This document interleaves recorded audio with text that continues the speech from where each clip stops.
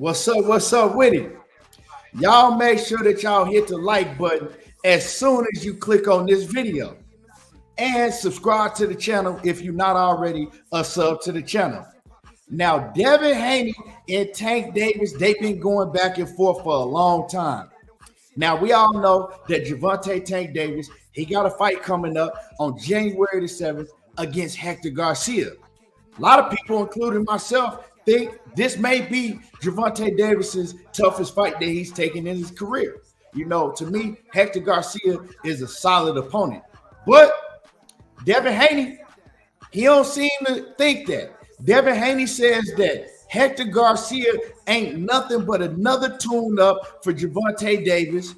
And he talks about sparring Hector Garcia and having Hector Garcia in training camp with him just a couple years ago when he fought Jojo Diaz. Now, like I said, make sure that y'all hit my like button so we can talk about this. And I'm going to go ahead and play y'all the whole audio, on what Devin Haney had to say about Hector Garcia and Gervonta Davis. And we're going to come back and cook on it and give our thoughts on what Devin Haney had to say. Here y'all go right here. Hold on. Let me go ahead and stop the music so we can hear clearly what Devin had to say. And shout out to Ring Walk Danny for always putting in good work. Hold on. Let me play this for y'all right now. Than I did. I mean, boxing is like every fight is a fucking tune-up these days. Like everybody say, oh, they got a tune-up. It's a tune-up.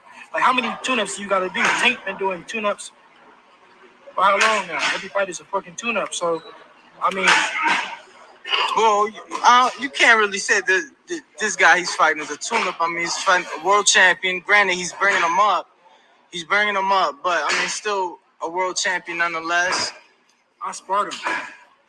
Now, let's just stop it right there before Devin Haney get into talking about how he sparred Hector Garcia, Gervonta Davis's next opponent. Now, when Devin say that all these fighters now, all they do is basically take tune-up after tune-up after tune-up. Every fight is a tune-up. He ain't lying, y'all. You know what I'm saying? He ain't lying because these fighters nowadays, they looking for the easiest fight and the most money. Like the video I did on AB, on Adrian Brunner. He even doing it now. All these fighters, they built different. Even Tank Davis said it himself. He says, these fighters nowadays, they all hoes. The fighters back in the day, they was built different than these fighters nowadays. But Gervonta Davis is now on his own, so he gets to back that up. He said he could pick whoever he want to fight now. He could go wherever he want. Well, he get to back that up. But Devin Haney wasn't lying when he said that. So let's go ahead and continue to play the audio, and let's hear what he had to say about sparring Hector Garcia. I sparred him. He's a tune-up. Bob Santos said he put hands on you. I kicked him out of camp. He got kicked out of camp because he couldn't. Yeah, he couldn't last. I sparred him for the Jojo Diaz fight. I think I sparred him like two times or three times, something like that, and he just couldn't keep up. So I kicked him out and got some. So what do you expect? So this is the thing right there, right? Let's pause it right there and let's talk about what Devin Haney said, because we got two different stories from each camp. Now, Santos, right, who's one of the trainers of Hector Garcia, he did an interview and he said that Hector Garcia put hands on Devin Haney. You know what I'm saying? He got the best of Devin Haney. But right now, you hear Devin Haney saying, hey, this dude is a tune-up. He ain't nothing special. Basically saying that Gervonta Davis should walk through him like wet tissue paper. Right? And he goes on to say, hey, I had to kick him out of camp because he wasn't good enough work for me. He couldn't keep up. He wasn't helping us none. So I had to get him up out of camp. But Hector Garcia and them, right, they say different. They say they put hands on Devin Haney. It didn't go down like that. So it's crazy because every time you got one fighter come out with a sparring story, then another fighter, right, that was in the ring with him, they always have conflicting stories. It's always one fighter say this thing, and then the next fighter say the total opposite. So who do you believe? Now, Devin Haney, he didn't seem like he was too bothered about, what Danny was saying that Hector Garcia said, right? Because it was like, shit, well, I gotta be bothered. Shit wasn't true. I know that we had to kick him out of camp because he couldn't keep up.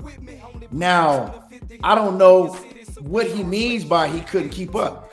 Maybe he could have been out of shape. You know what I'm saying? Maybe he came into Devin Haney's camp and he wasn't in shape, so he couldn't keep up. He was getting tired. We don't know. You know what I'm saying? We don't know what he means by he couldn't keep up. Because when you hear he couldn't keep up, we know Devin Haney is fast on his feet, got fast hands. You know, the first thing you might think of is, hey, he was just too fast for him. He was boxing circles around Hector Garcia.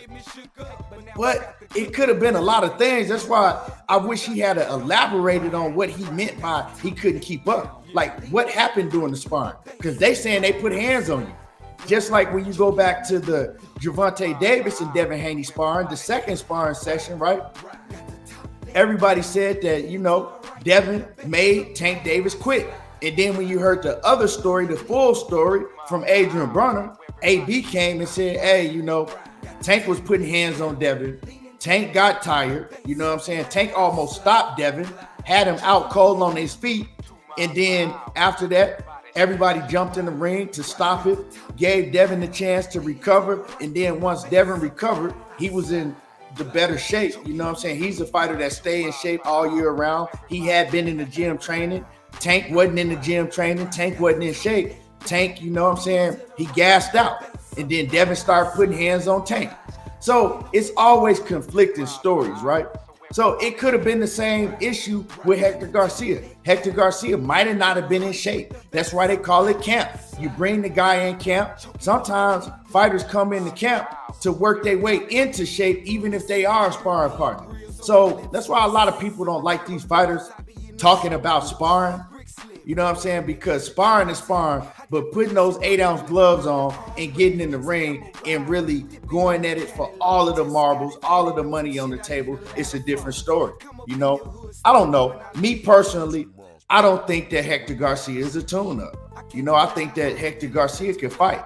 He showed it in the Chris Colbert fight. But, hey, it could be that Chris Colbert just ain't like that. It could be that Chris Colbert was just all talk and he had really never fought nobody, and we believed in Chris Colbert because he got a big ass mouth. It could be that. But let's talk about Devin Haney saying that Gervonta Davis, his whole career been nothing but tune-ups. Let's talk about it. When Gervonta Davis was reigning, or when Gervonta, I ain't gonna say reigning, but when Gervonta Davis was fighting at 130 pounds, who are the fighters that he should have fought? Who are the fighters that he should have fought and that he missed out on? Let's go through them. Miguel Burchell, at that time, he was looking like a monster at 130 pounds. That would have been a hell of a fight for Gervonta Davis. I think Gervonta Davis would have knocked him out, but it would have been a big fight. Another opponent in the weight class at the time that Tank was in that weight class, Oscar Valdez at 130. That would have been a big fight for Gervonta Davis. He never fought Oscar Valdez. Gary Russell had been calling out Gervonta Davis for years and years. I think that was a fight that should have happened. It would have been very big in the DMV area. Although Gary Russell said that, he was going to have to move up. He was going to have to move up to 130, but he said he would. That fight never happened. We know that the Tevin Farmer and Gervonta Davis fight, that was a big fight at one point in time, a fight that all of the fans wanted to see. That fight never happened. And these basically are all the fights at 130 pounds that Gervonta missed out on. Now we can say that he missed out on them because he was with Mayweather Promotions and the way that they was moving him. Also, Jojo Diaz, that fight never happened. And mind you, all of these fighters besides Gary Russell, I think that Tank would have ran through him. He would have knocked him out, right? Lomachenko would have been a hell of a fight. At 130, Lomachenko in his prime against Tank Davis at that point in time, that's a 50-50 fight. And then he never fought Teofimo Lopez, but now the way that Teofimo, and that's at 135, but now the way that Teofimo Lopez is looking, it kind of seemed like that Tank would have ran through him, but Teo looked a lot better at 135 than he's looked at 140. So those are all fights that you could say that Tank missed out on, right? Teo's moved up. Lomachenko, he pretty much old now, and the rest of them is doing what they do. They're not big fights no more.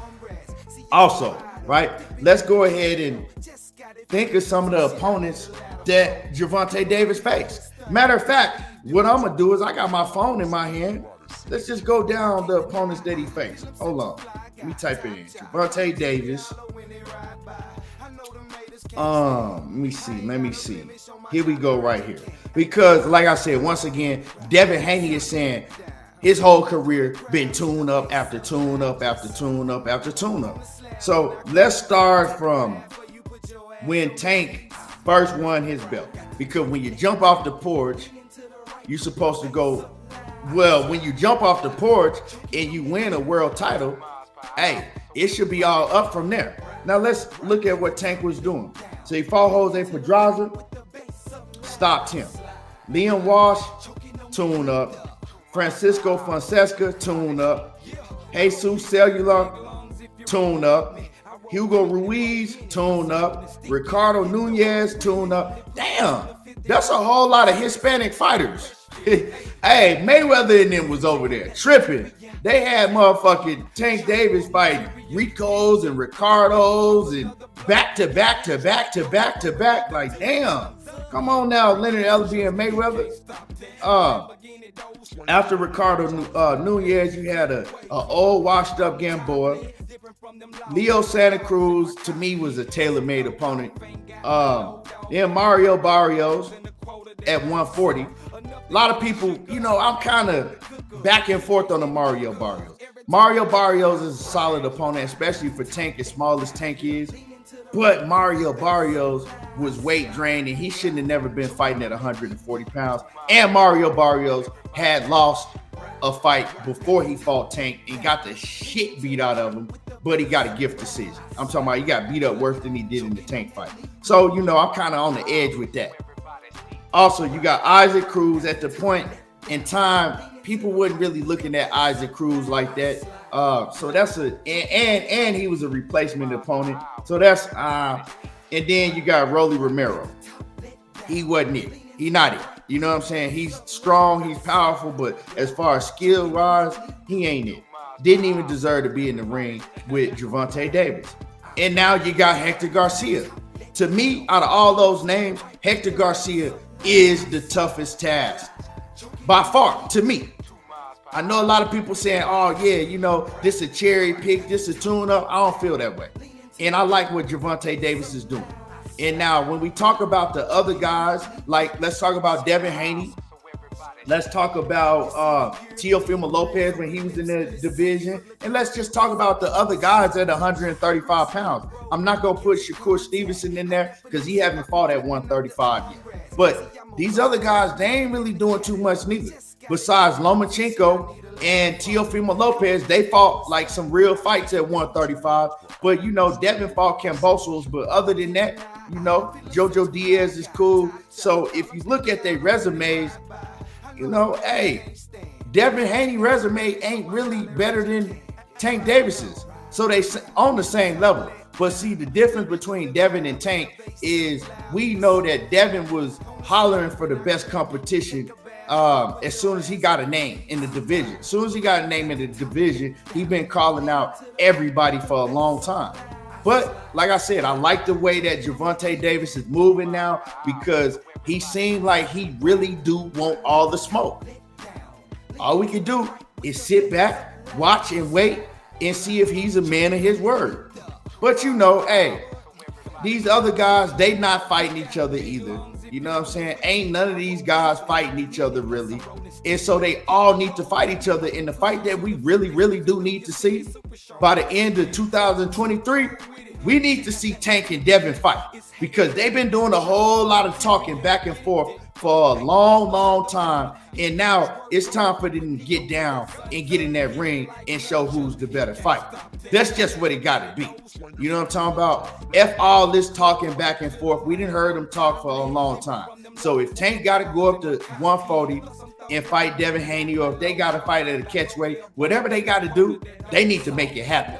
You know what I'm talking about? It ain't got so bad. You got Gervonta Davis fans. They don't like Devin Haney fans. Devin Haney fans don't like Gervonta Davis fans. It's even so bad if you're a fan of Tank Davis, you don't like Devin Haney. If you're a fan of Devin Haney, you don't like Tank Davis. So, you know, it's getting out of hand, but they need to fight. It shut up everything. Shit, it might be a trilogy. You dig what I'm saying? But when they do fight, it's going to be real, real big. But within the next year and a half at the latest, we need to see them get in the ring. But let me know how y'all feel about this. You know what I'm saying? Is Gervonta Davis's whole career a tune-up? Is Devin Haney's resume better than Tank resume?